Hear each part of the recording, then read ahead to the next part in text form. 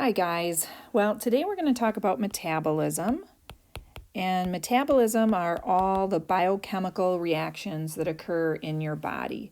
So that means they are all chemical and physical changes that occur in your body. And they happen through chemical reactions. Okay. Under metabolism are two subcategories. One is catabolism. Catabolism, or a catabolic reaction, those are when you break something larger down into something smaller. In that process, usually energy is released.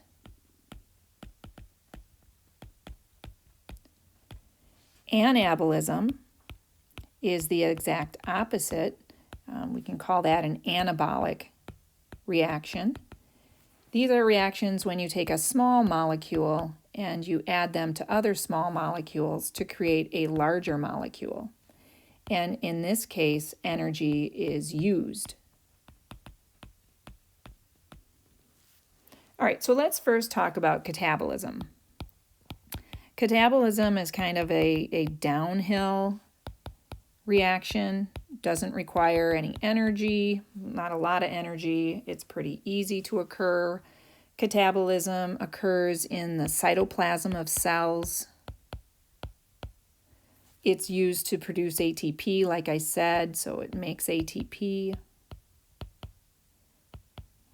So examples of this would be if you were to take a fat and you would break it down into smaller molecules like fatty acids and glycerol. That would be a catabolic reaction. Or if you took a large carbohydrate, and you break it down into glucose, that would be a catabolic reaction. Or if you took a protein and you broke that down into individual amino acids. So those are all catabolic reactions. An anabolic reaction is more uphill. What that means is it's going to be harder to do, and you need ATP in order to create anabolic reactions. And the cell needs ATP for a number of things. For instance, cells need ATP for their own structural maintenance and repair.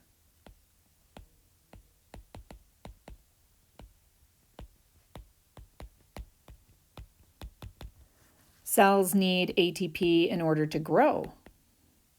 They need ATP to create their secretions, if that's their specialized job. And they need ATP to create nutrient reserves that they can use on a rainy day when they're not getting a lot of nutrients in. So examples of this are lipogenesis. During lipogenesis, the body stores fats. These cells are going to store fat. Or glycogenesis. Glycogenesis is storing glucose, where they're making glycogen out of glucose. That happens in the skeletal muscles and the liver primarily. The cell makes proteins more than any of the other macromolecules. So it makes more protein than it does carbohydrates and lipids.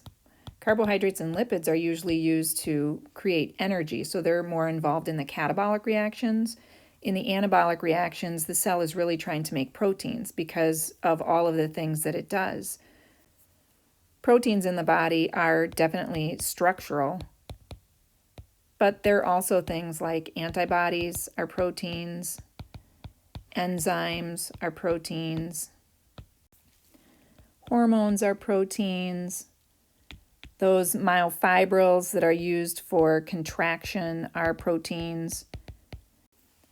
So a lot of the anabolic reactions are being used to make proteins. Proteins are rarely used in catabolic reactions. As a matter of fact, proteins are kind of a last-ditch effort if fats can't be broken down and glucose can't be broken down to produce energy. So we're going to look at a catabolic reaction, and the catabolic reaction we're going to look at is the catabolism of glucose. So we're going to go more in depth in this catabolism than we are in the catabolism of lipids and proteins. And so catabolism of glucose will produce ATP. So we're breaking down glucose to make ATP. Most of this occurs in the mitochondria.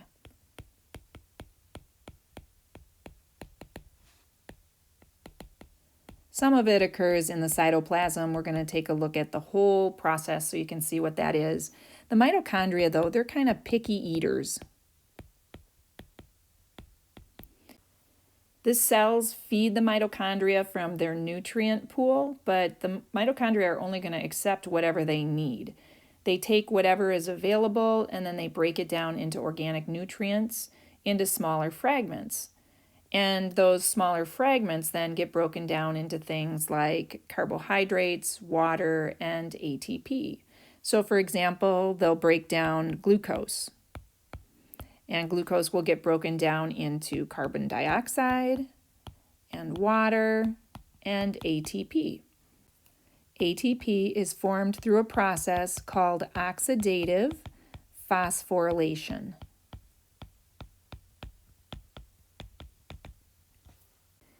We call it this because oxidative means that these carrier proteins are oxidized, and oxidized means that they are stripped of electrons. Those electrons then are used to create the CO2 and water, but also to phosphorylate ATP. And phosphorylate ATP means that an ADP molecule is bound to a phosphate molecule, and that creates ATP. Let's talk a little bit about the carriers. These carriers are proteins that are going to carry hydrogen to the electron transport system in the mitochondria. There's two carriers. There's NAD and there's FAD. When they carry hydrogen, NAD becomes NADH. And there's also another hydrogen. So it's really carrying two hydrogens, but we just usually call it NADH instead of NADH plus H+. FAD is another carrier, and when it carries hydrogen, it is called FADH2. So it's carrying two hydrogen. Now the thing with these carriers is they'll pick up hydrogen and they'll carry them off to the electron transport system, and then they'll drop off the hydrogen, and then they'll go back to the process in the mitochondria and they'll pick up more hydrogen. When the carrier picks up hydrogen, we say that that molecule has been reduced.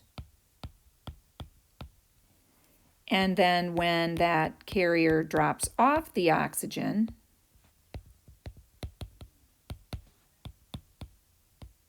we say that that carrier has been oxidized. So a simple way that you can remember this is oil rig. Oil rig means oxidation is loss. So this is when this carrier loses a hydrogen, it becomes oxidized. And then reduction is gain. So when the carrier gains a hydrogen, it becomes reduced.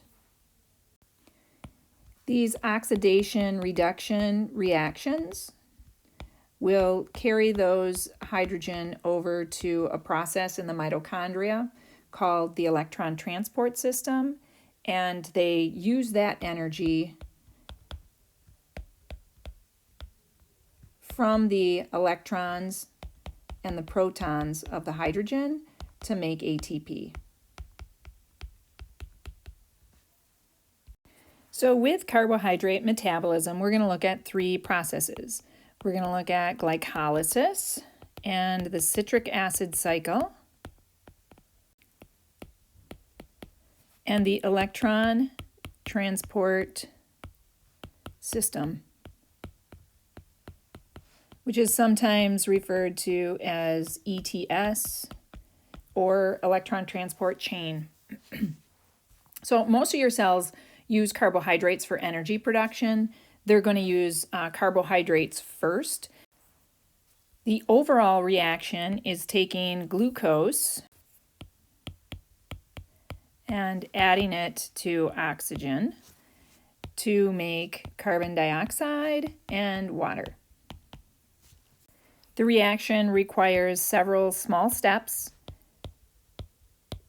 that will convert ADP to ATP, and we end up with a net gain of 30 to 32 ATP per 1 glucose molecule.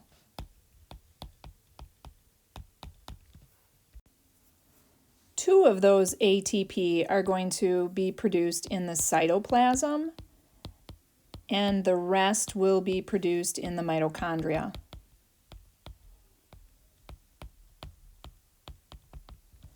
All of these reactions are called cellular respiration. So you might recall that when we were talking about respiration, we said there was external respiration, internal respiration, and now this is cellular respiration, what happens inside the cell with the oxygen that's brought into the body.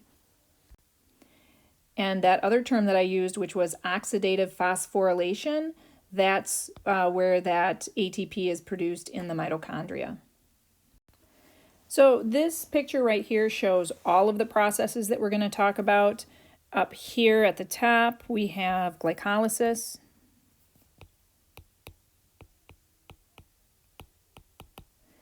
Then we have this intermediate step where pyruvate is converted to acetylcholine. I like to call that the intermediate step.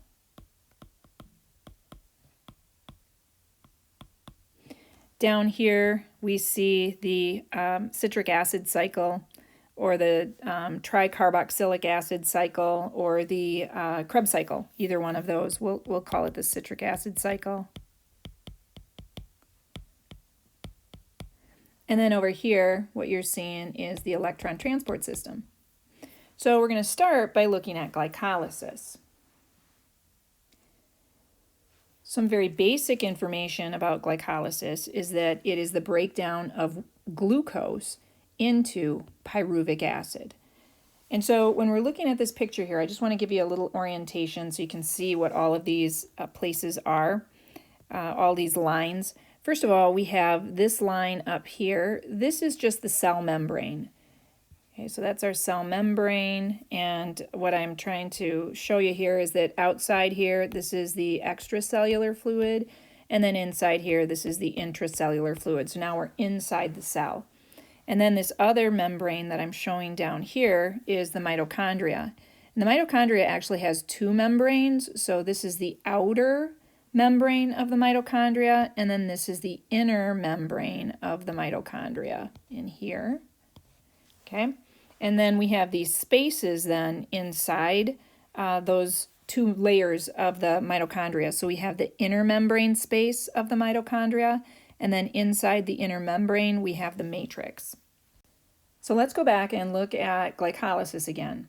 So whenever you eat food and the glucose gets absorbed into your body, the glucose is in the blood vessels, and when it gets to a tissue, the glucose will diffuse out of the blood vessel into the interstitial fluid or the extracellular fluid, and then it'll be absorbed by the cell.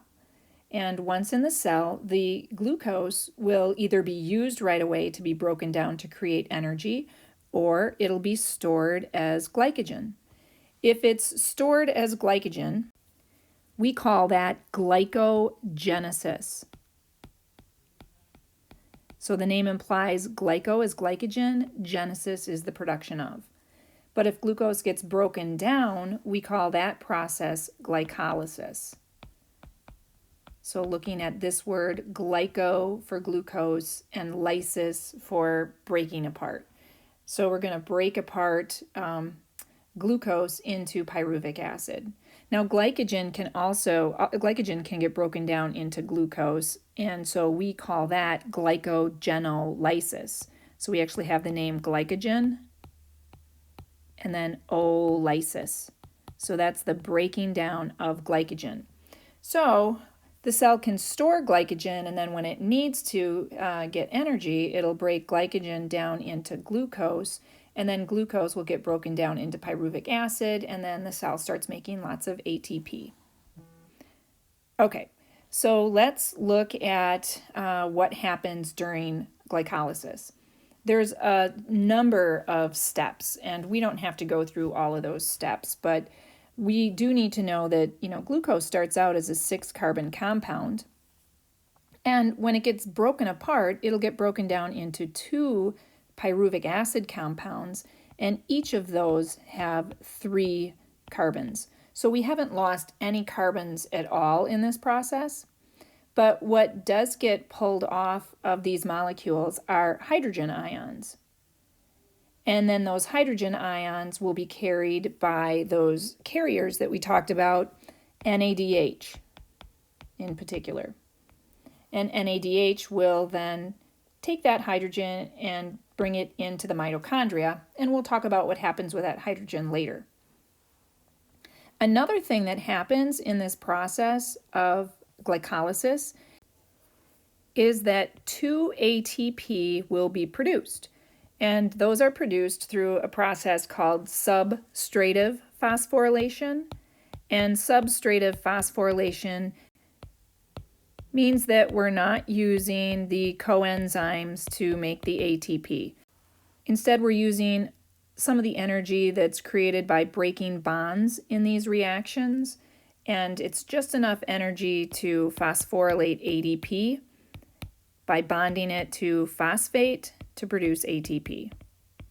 So this substrative phosphorylation, it's great because it'll produce the ATP without having to go through this process that occurs in the electron transport system. But there's not enough energy from the breaking of those bonds to create a lot of ATP. So at the end, only 2 ATP are going to be produced from that. And that is certainly not enough for that cell to live on. The cell needs a lot more ATP than just 2. And I say net ATP, it nets 2 ATP because during this process of glycolysis, 4 ATP are produced and 2 are used, and that gives us a net of 2 ATP. So this is what we end up with at the end of glycolysis.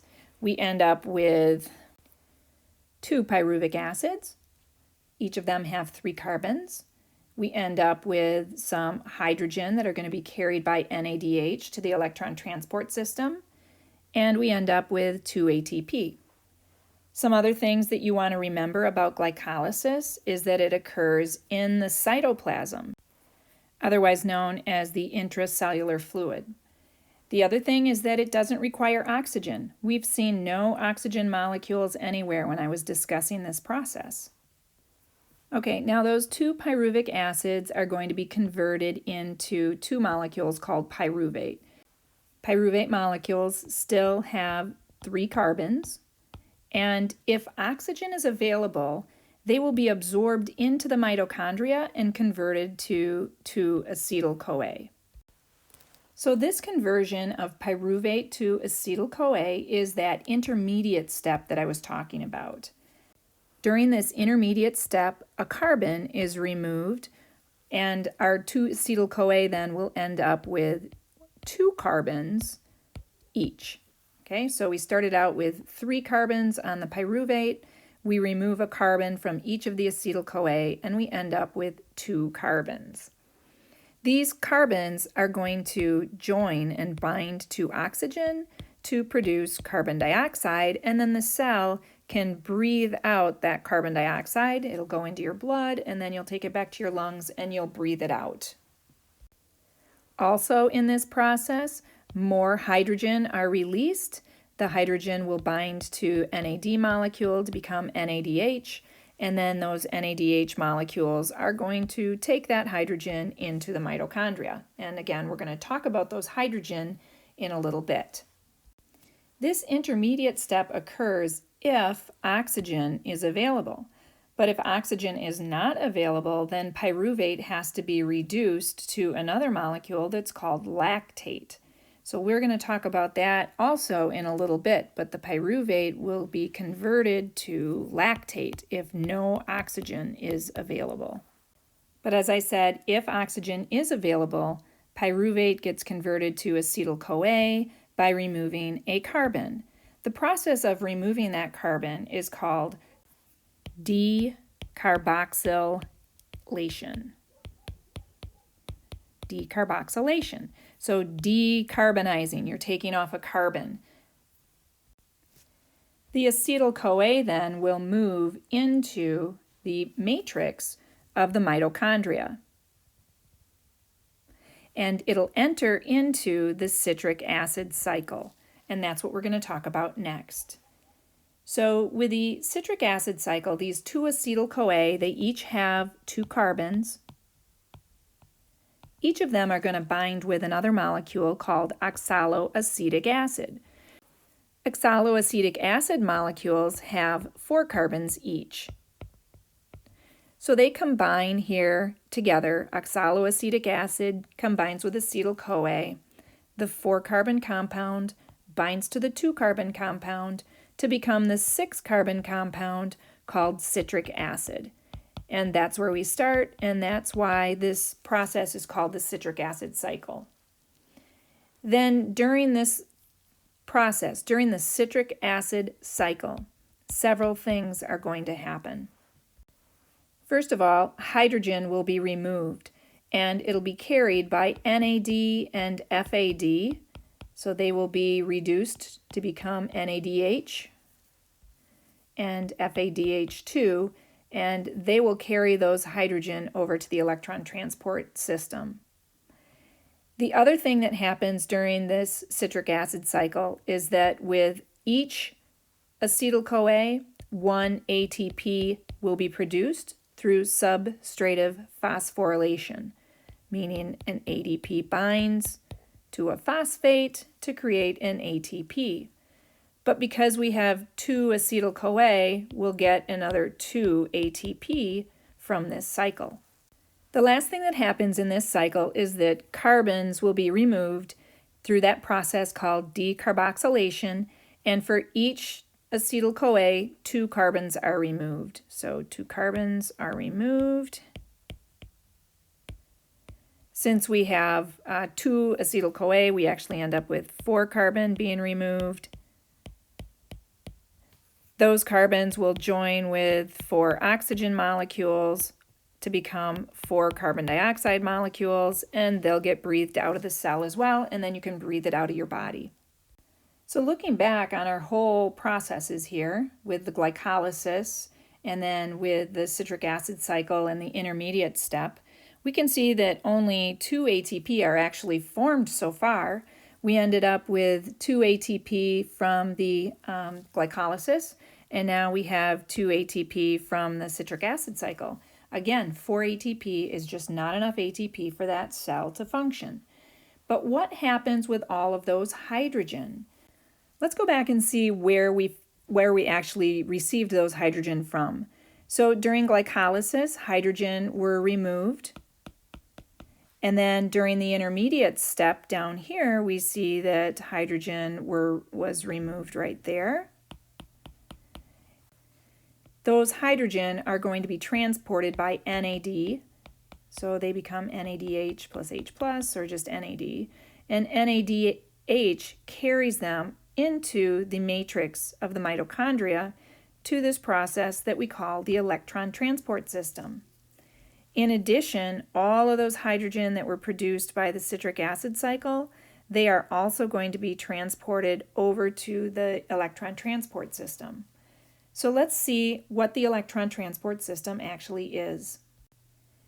The electron transport system is a series of proteins that we call cytochromes that are embedded in the inner membrane of the mitochondria.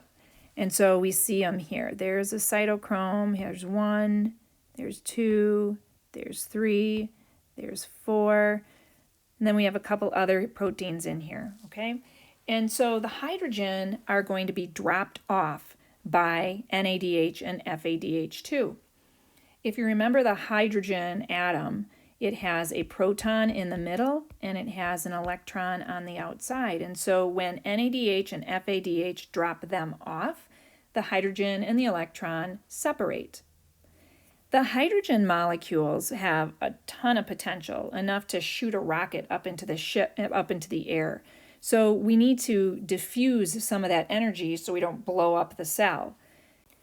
So the electrons are passed from one cytochrome to the next until they finally get to the very last cytochrome, and then the electron is released. Now there's energy there, but as it was passed along from one cytochrome to the next, it lost some of its energy, so it's not quite as dangerous. Then the electron gets released, and that's enough energy to bind two oxygen molecules with a hydrogen molecule. So these are just molecules floating around in the matrix, and the electron will give enough energy to bind those two together to produce water. So that's how we get water production. Water production occurs during the electron transport system. The hydrogen protons then will be pumped up into the inner mitochondrial space. So here we see the space. Now the inner mitochondrial space is the space between the inner membrane of the mitochondria and the outer membrane of the mitochondria. And the breaking of the bond of releasing the hydrogen from the NADH and the FADH2 is enough energy to pump those hydrogen into that space. So now we have a bunch of hydrogen in that space, and we're building up quite a bit of a concentration gradient. The hydrogen that's in the matrix is getting pulled out and made into water, so it has a very low concentration, and all of those hydrogen from the carriers are being moved into the inner membrane space, so the concentration of hydrogen in the inner membrane space is really getting quite high. So hydrogen wants to diffuse to where there's lower hydrogen concentrations. It wants to get back into the matrix. It can only do that through a channel at the end of the electron transport system that is called the ATP synthase. ATP synthase is an enzyme. And remember, an enzyme is a protein. So this is a channel protein. It's embedded in the inner mitochondrial membrane, and it has a channel. It's open. And so hydrogen ions can diffuse through it, and hydrogen ions want to diffuse into the mitochondria where there is less of a concentration. Well, as soon as the hydrogen diffuse into the matrix, that stimulates, it kind of activates that enzyme. It activates the ATP synthase. And ATP synthase then, you know what enzymes do? They catalyze reactions. So it catalyzes the reaction of binding ADP to phosphate to create ATP. This is where most of the ATP production is going to occur. Like 28 ATP are going to be produced right here by this ATP synthase in the electron transport system. So now we can add all of our ATP together. So let's do that on the next page. In glycolysis,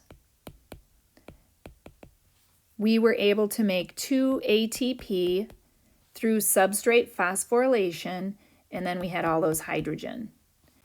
Then we had the intermediate step, and the intermediate step didn't give us any ATP, but it did give us hydrogen.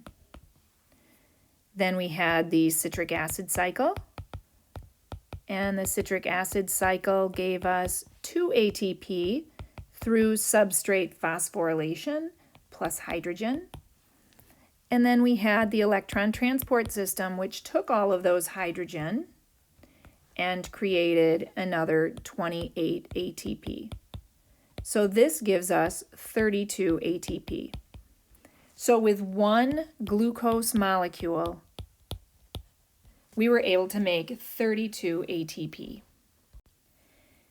You'll hear 30 to 32 ATP because sometimes the hydrogen from glycolysis will be transported by NADH, which would give us 2.5 ATP. And then sometimes it's transported by FADH2, which would only give us 1.5 ATP, just because it enters into the electron transport system at a different place, yielding fewer ATP. And since we get 2 NADH from glycolysis or 2 FADH, that would be a difference of 5 ATP or 3 ATP, and that's where your 2 ATP come in. That's the difference between the 30 ATP or the 32 ATP. Which carrier carried the hydrogen from glycolysis? Was it NADH, which yields 5 ATP, or was it FADH2, which only yields 3 ATP for the 2 NADH and the 2 FADH? The process that occurs at the electron transport system, again, is called oxidative phosphorylation. It occurs in very small steps so that hydrogen can bind to oxygen safely to produce water. And it helps to create the conditions so that hydrogen can move through that ATP synthase to create ATP. It provides about 95% of the ATP that's needed by our cells to keep them alive. It is limited though. It's limited by oxygen. You need the oxygen to form the water. Oxygen is the final acceptor of that electron. Oxygen binds to hydrogen to create the water. Without the oxygen, then the whole process stops. The brain has a very high demand for ATP, so the brain will actually be the first to be affected if there's not enough ATP. A person will become disoriented and confused and probably lose consciousness. So I just want to add one more layer to how we get the 30 to 32 ATP. So during glycolysis, which is what we were talking about on the last slide, we did get the 2 ATP. I already said that. That's redundant. And then we get 2 NADH carrying those hydrogen that have been removed. Then we have the intermediate step, and in the intermediate step, we don't get any ATP produced through substrate phosphorylation, but we do have 2 NADH that are carrying those hydrogen.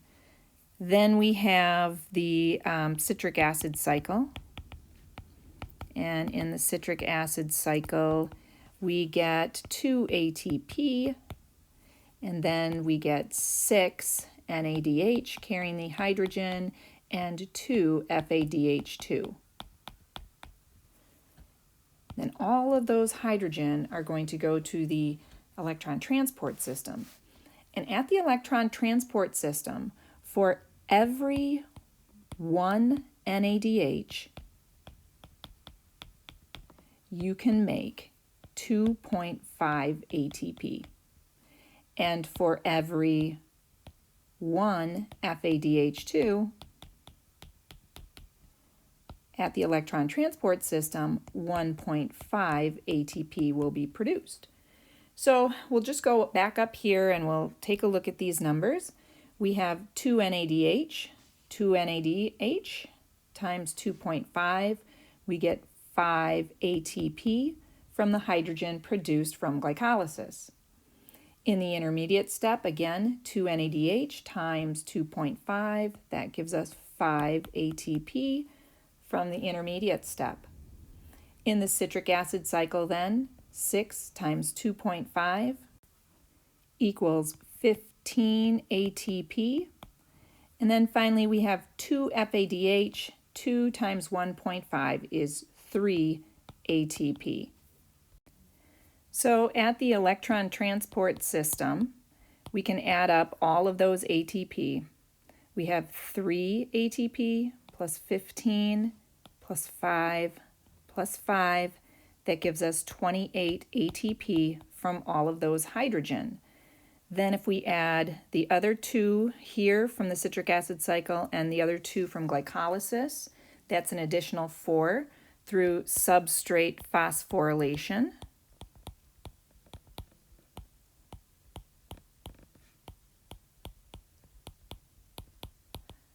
Okay, so that's 4. 4 plus 28, that gives us the 32. The reason we say 30 to 32 is because sometimes in glycolysis, the hydrogen are going to be passed from NADH to FADH, because as NADH is trying to go through the membrane of the mitochondria to get to the electron transport system, it loses a little bit of energy. So it might have to pass those hydrogen off to FADH instead.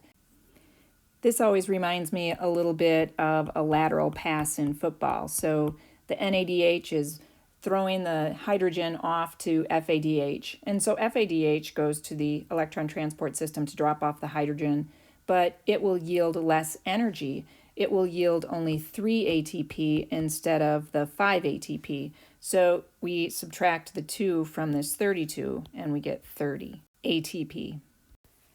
Cyanide is a molecule that binds to one of the cytochromes.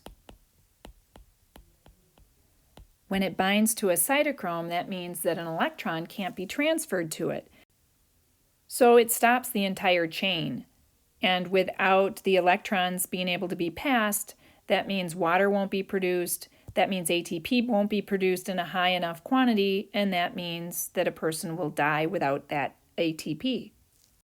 A couple other things to note: cardiac muscle cells and liver cells,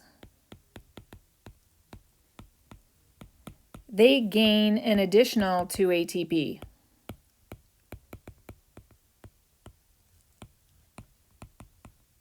During glycolysis. So for them, glycolysis is more productive. Some of the steps in glycolysis are reversible, which we talked about before. So converting glucose to pyruvic acid, that process was called glycolysis. That process can be reversed. So pyruvic acid can be converted back to glucose in the process called gluconeogenesis. This is the production of new glucose. Gluconeogenesis occurs in the liver. So whenever the body doesn't have enough glucose, like if you're not eating enough glucose, the liver uses non-carbohydrate molecules to create glucose. It can't use things like lipids or amino acids because lipids and amino acids can be used to make acetyl-CoA. So here I was explaining how steps in glycolysis can be reversed, right? So glucose can become pyruvic acid, or pyruvic acid can become glucose. But we can also store glucose. So glucose storage can also be reversed. We have glucose that's stored as glycogen. And remember what glycogen is. It's just chains of glucose molecules, right? And that process is called glycogenesis. And then glycogen can be broken down into glucose, and that process is called glycogenolysis. So this is where we just pop off a glucose whenever we need it. Glycogen is stored in the liver and skeletal muscles, and so when they need glucose, when the body needs glucose, the liver determines, okay, we need more glucose, let's break down the glycogen. Or if the skeletal muscles are really active, they're going to break down glycogen to produce the glucose. Things that can't, a step that can't be reversed is that step from pyruvic acid to acetyl-CoA. So pyruvic acid becomes pyruvate, and then pyruvate becomes acetyl-CoA. This step here can't be reversed. Some things that might help you remember these words. The word genesis means formation of. Lysis means a loosening. Glyco and gluco both mean glucose. And then if it's spelled all the way out as glycogen, then of course that means glycogen. The other word is neo, and neo means new. Okay, that ends day 1 of our metabolism lecture, and when we start up on our next lecture, we'll talk about lipid catabolism, protein metabolism, and then we'll get into some other things that I'd like you to know. See you next time.